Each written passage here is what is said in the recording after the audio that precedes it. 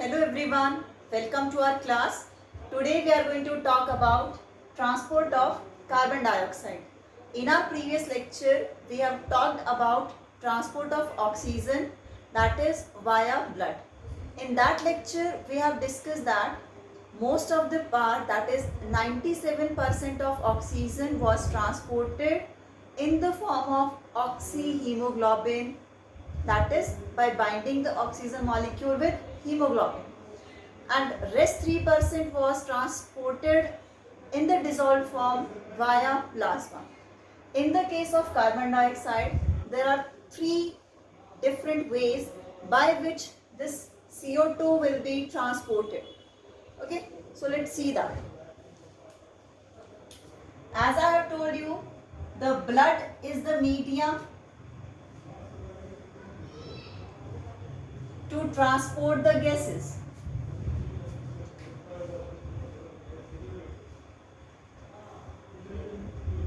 So over here also the blood is going to transport. Let's see which particular part will transport how much and in what particular form. So from this blood, RBCs, that is going to contain HB, they transport near about 23% of carbon dioxide in the form of carbaaminohemoglobin. Okay, carbon dioxide is going to bind with amino group of the hemoglobin structure. Second, near about 5 to 7% is transported in dissolved form, that is via plasma. Fine. Maximum part of the carbon dioxide is transported,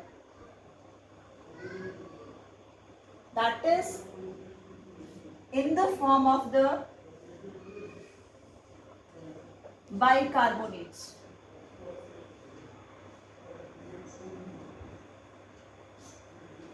Okay, the reaction is going to take place in the RBC, and then bicarbonates come to the plasma, and through that it is going to be get transported. Near about 70% of carbon dioxide is transported in the form of bicarbonates. Okay, so let's study how this process is going to take place in detail.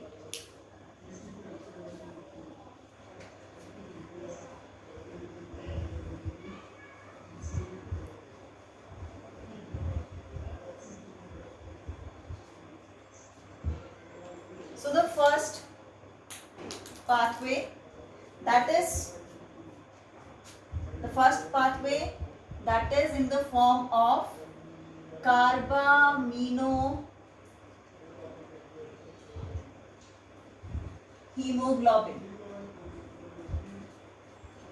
Okay, this is the first way. This is like when we are going to talk about its transportation, CO2 plus HB molecule, it is going to form the carbaaminohemoglobin. What is going to happen over here? There is ammonia group in the structure of HB, to which the CO2 is going to bind and form this carbaaminohemoglobin structure. Okay, so near about 20 to 25% of the carbon dioxide is transported in this form. And for this binding, as we have discussed, for the binding of oxygen with hemoglobin, what was required? Higher partial pressure of oxygen.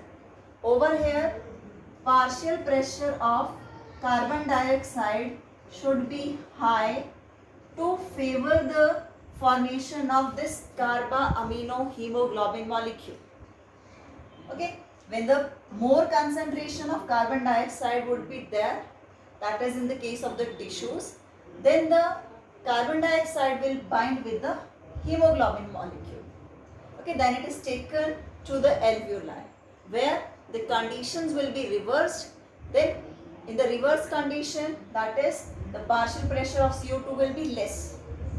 Okay, in that condition the carbon dioxide molecule will leave the hemoglobin and exhale out of the body. This process will continue in this way. Got it?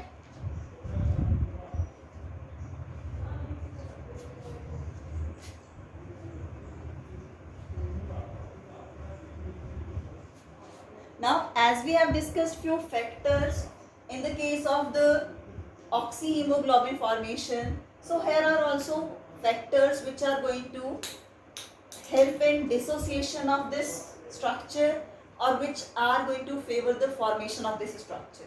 So the factors which are going to promote the formation of this carbaminohemoglobin are high partial pressure of carbon dioxide, low partial pressure of oxygen, then high temperature and low pH.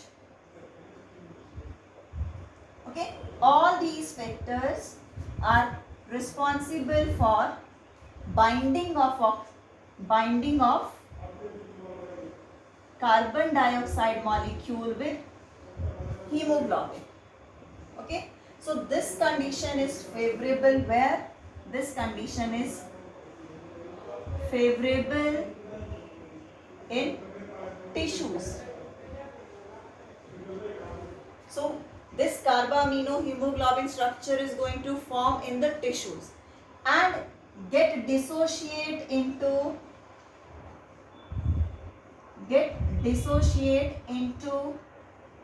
alveoli where the conditions are reversed. The conditions are low partial pressure of carbon dioxide, high partial pressure of oxygen, low temperature and high pH.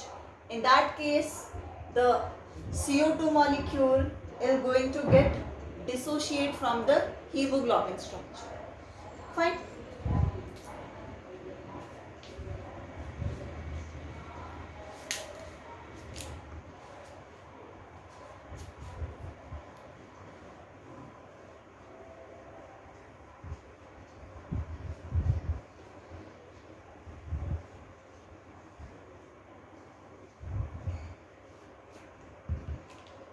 Now,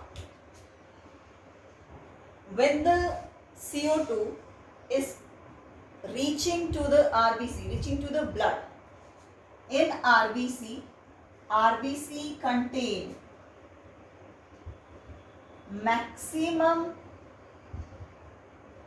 amount of an enzyme which will help in the formation of the bicarbonates. That enzyme is carbonic anhydrase. Okay, this is that enzyme which is present in more amount in RBC. So as the RBC is going to, what is the complete process? CO2 which is produced in tissue. Where it will go? The CO2 which is produced in tissue, that will diffuse into the blood. Got it? That is going to diffuse into the blood, and when it is going to diffuse into the blood, it reaches to RBC. Fine. When it reaches to RBC, RBCs contain the carbonic anhydrase. Okay, in the presence of that carbonic anhydrase, CO2 reacts with water to form carbonic acid. Okay? It will help in formation of the carbonic acid over here. Now, this carbonic acid is going to dissociate. This carbonic acid dissociate into hydrogen ion plus bicarbonate molecule. Got it? And in this way, this molecule will enter into the plasma, react with the sodium ion, and it is going to form sodium hydrogen carbon. Okay? This molecule will be going to form. So in this way, the maximum amount of CO2 is transported. Clear? We're going to go with the reaction also. First, understand the process. What is going to happen? CO2 which is produced in the tissue as a result of the respiration, that CO2 diffuse into the blood. Okay? Then when it is going to diffuse into the blood, that reaches to the RBCs. When it reaches to the RBC, as the RBC contain carbonic anhydrase in maximum amount, over there the water which is present in that particular cell in the plasma part, that going to react, CO2 plus water react, and it will form carbonic acid. This carbonic acid which is formed over here, this is H2CO3. This is the carbonic acid. Now this carbonic acid which is formed get dissociate into hydrogen ion plus bicarbonates. Okay. Now these bicarbonates move to the plasma where this sodium ion is present, and that is transported in that form only. Got it?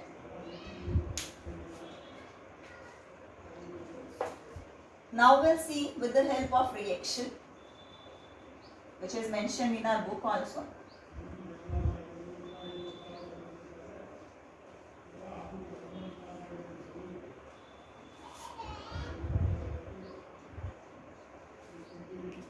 Okay, the reaction which I am going to write, that is going to take place in the red blood cell. So what is that reaction? CO2 plus water in the presence of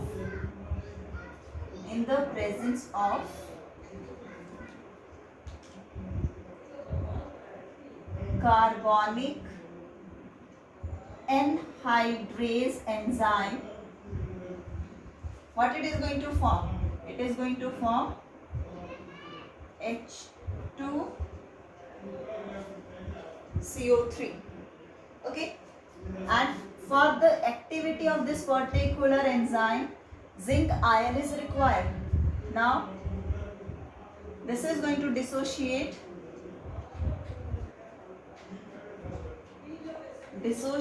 into H plus HCO3, hydrogen ion and the bicarbonate.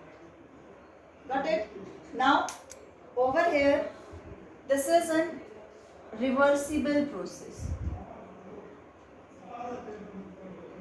So this is going to happen where? This is going to happen in the RBC. When it is going to reach to the alveoli, where the conditions are going to be different, over there, this in the presence of the carbonic anhydrase, the process become reversed and the release of CO2 will be there, that will be exhaled out.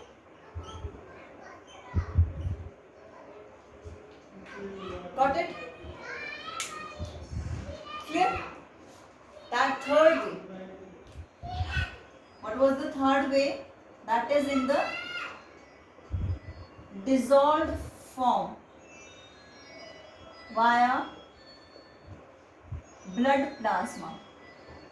So near about 5 to 7% of carbon dioxide is going to be transported. Okay? And 100 ml of blood used to transport 0.3 ml of CO. Got it? So under this topic we have discussed 3 different ways for the transportation of carbon dioxide molecule. So the maximum carbon dioxide is transported in the form of the bicarbonates. Okay, and that is near about 70%, near about 23 to 25% is transported in the form of carba-amino-hemoglobin. That is the combination of carbon dioxide with hemoglobin molecule. Okay, so this is the transportation of carbon dioxide. Thank you.